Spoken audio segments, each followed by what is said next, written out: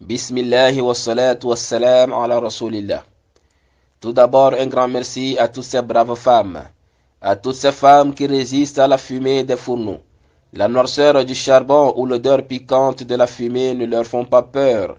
Les premières à se lever, les dernières à se coucher. Nos braves épouses, nos mamans et nos sœurs vivifient nos ramadans. Malgré la fatigue, ces créatures aux 1000 bras ne veulent rien rater des mérites de ce mois béni de Ramadan, dont l'exclusivité de la récompense revient à Allah. Ce surcroît de leurs travaux domestiques, qui a une incidence sur leurs pratiques cultuelles, il leur revient cependant de mieux planifier leur temps et aux époux de leur apporter leur assistance. Tout ce dévouement dans les travaux domestiques est considéré en islam comme un acte d'adoration. Cependant, on ne saurait prendre prétexte sur ces travaux pour négliger les prières par exemple. La surveillance des menstrues pendant Ramadan, surtout dans ces 10 dernières nuits, est un casse-tête pour certaines femmes qui auraient préféré éviter cet empêchement pour se mettre aussi à la recherche de cette nuit bénite, qui est la nuit du destin. Puisque le prophète sallallahu alayhi wa sallam a dit, n'est-ce pas que la femme en état de menstruer n'accomplit ni prière ni jeûne? Il y en a d'autres qui, voulant faire la prière et le jeûne avec les gens, prennent des comprimés pour bloquer leur cycle menstruel pendant le mois de Ramadan.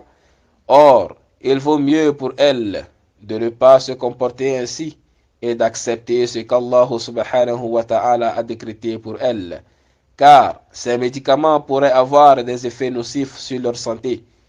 De plus, si Allah subhanahu wa ta'ala a créé la femme de la sorte, c'est pour une raison qu'il est le seul à connaître, et le fait de bloquer les menstrues avec des médicaments s'oppose à sa nature innée.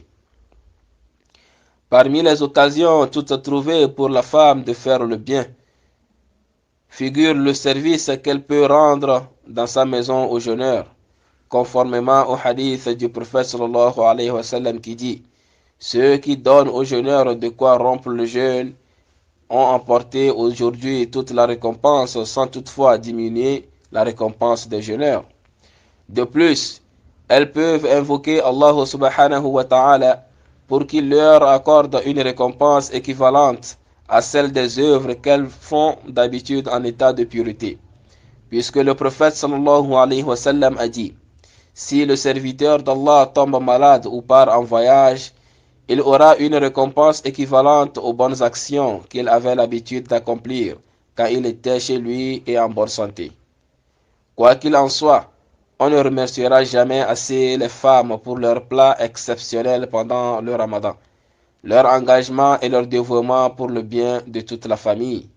Qu'Allah subhanahu wa ta'ala vous accorde le paradis et qu'Allah subhanahu wa ta'ala nous réunisse tous au paradis accompagnés du champion de notre bien-aimé, le prophète Muhammad sallallahu